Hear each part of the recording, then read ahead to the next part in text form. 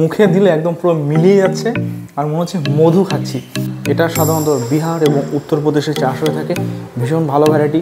এই মুহূর্তে আপনারা যে তিনটি আম আমার কালেকশানে দেখতে পাচ্ছেন, এই তিনটি আমের মধ্যে প্রথম যে ভ্যারাইটি দেখতে পাচ্ছেন এটির নাম হলো BN7, এবং সেকেন্ড যে ভ্যারাইটি আপনারা সকলেই পরিচিত এটা হচ্ছে ব্যানানা ম্যাঙ্গো, এবং থার্ড যে ভ্যারাইটি একদম আমাদের ভারতীয় ভ্যারাইটি নাম হচ্ছে চৌসা। তো আজ আমরা এই তিনটে আমের মধ্যে একটা কম্পেয়ার ভিডিও করার চেষ্টা করব, জানার চেষ্টা করব কোন আমটির কেমন ফ্লেভার, কোনটা কতটা মিষ্টি, কোনটা কেমন খেতে। তাহলে চলুন কথা না বাড়িয়ে ভিডিওটি শুরু করা যাক। আপনারা দেখছেন SD গ্রিন ওয়ার্ল্ড। প্রথমেই আমরা BN7 যে আমটা এটাকে টেস্ট করব।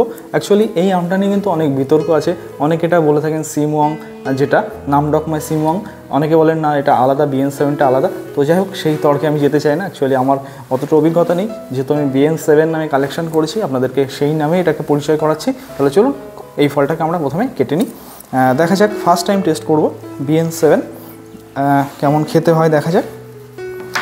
দেখুন ভিতরে বেশ ভাইব্রেন্ট কালার, অনেকটা অরেঞ্জ কালার লাইট।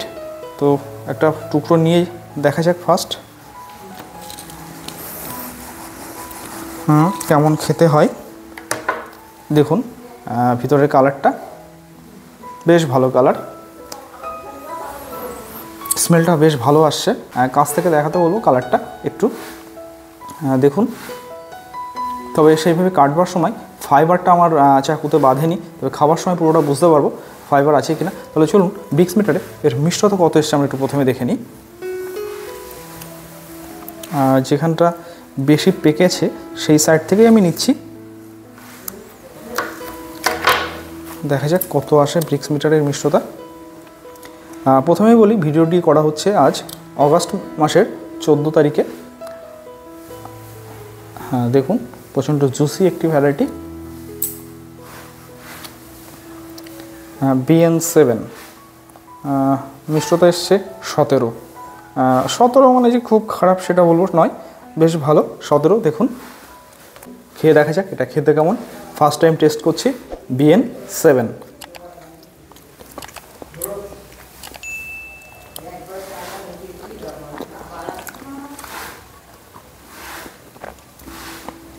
টেক্সচারটা যে খুব সফট সেটা নয়, একটু হালকা হার্ডি টাইপের বলতে পারেন।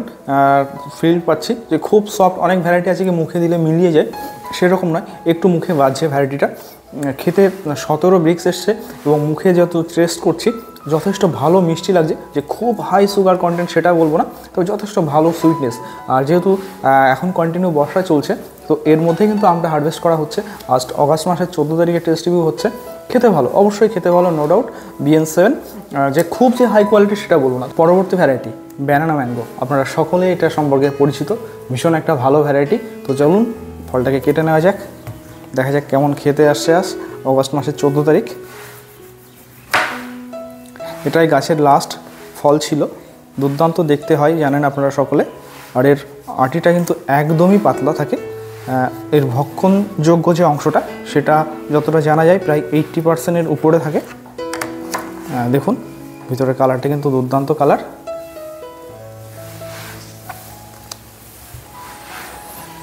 খুব একটা কিন্তু স্মেল এখন পাচ্ছি না। যাই হোক, ব্রিক্স মিটারে মিষ্টতা কত এসছে আমরা একটু দেখে নেব।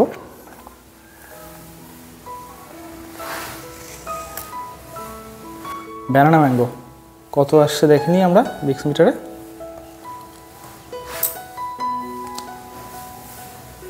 বাবা, এই মিষ্টতা এসছে 22, মানে বুঝতে পারছেন ব্যানানা ম্যাঙ্গো 22 যদি মিষ্টতা আসে তাহলে কত ভালো একটা ভ্যারাইটি হতে পারে। তবে ব্যানানা ম্যাঙ্গো কিন্তু মিষ্টতা অত থাকে না, মোটামুটি ওই 20-র মধ্যে থাকে। তো 22 এসছে মানে যথেষ্ট ভালো। যেহেতু একটু লেট হারভেস্ট করা হচ্ছে সেই কারণে হতে পারে মিষ্টতা বেশি। দেখুন তাহলে চলুন ব্যানানা ম্যাঙ্গো টেস্ট করে দেখা যাক। অ্যাকচুয়ালি এটা তো অনেকবার টেস্ট করেছি, ভীষণ ভালো ভ্যারাইটি, তবুও দেখা যাক।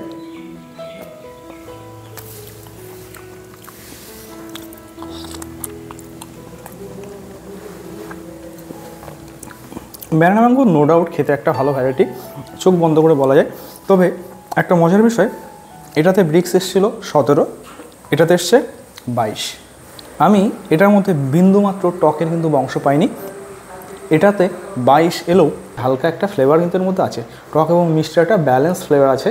তো আপনারা যারা ছাদে গাছ করছেন বা মাটিতে গাছ করছেন, চোখ বন্ধ করে কিন্তু বলবো, আমি সবসময় আমি রেকমেন্ড করবো একটা ব্যানানা ম্যাঙ্গো অবশ্যই কিন্তু রাখা চাই আপনাদের কালেকশনে। নো ডাউট একটা ভালো ভ্যারাইটি, ভীষণ ভালো ফলন হয় এবং এর যে আঁটি ভীষণ পাতলা, এর মধ্যে বিন্দুমাত্র কিন্তু আঁশ নেই। পরবর্তী যে ভ্যারাইটি আমাদের একদম ভারতীয় ভ্যারাইটি চৌসা। আপনারা সকলেই জানেন এটা সাধারণত বিহার এবং উত্তরপ্রদেশে চাষ হয়ে থাকে, ভীষণ ভালো ভ্যারাইটি। সাধারণত জুলাই এবং অগাস্টে এটার হারভেস্টিং টাইম। তাহলে চলুন কথা না বাড়িয়ে ফলটাকে টেস্ট করা যাক। আর টেস্ট করবার আগে কী বলবো, একটা অসাধারণ স্মেল থাকে, আপনারা সকলেই জানেন চৌসা আমের। তো চলুন ফলটাকে কেটে নেওয়া যাক।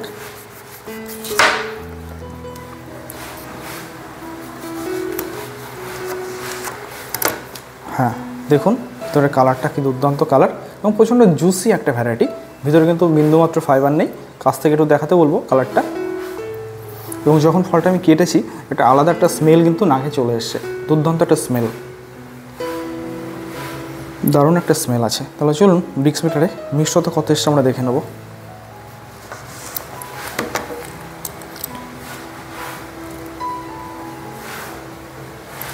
দেখা যাক কত আসে। মিষ্টতা এসছে 21+, 21-এর একটু বেশি, মানে বুঝতে পারছেন 21+ মানে অসাধারণ মিষ্টি বলা যায়।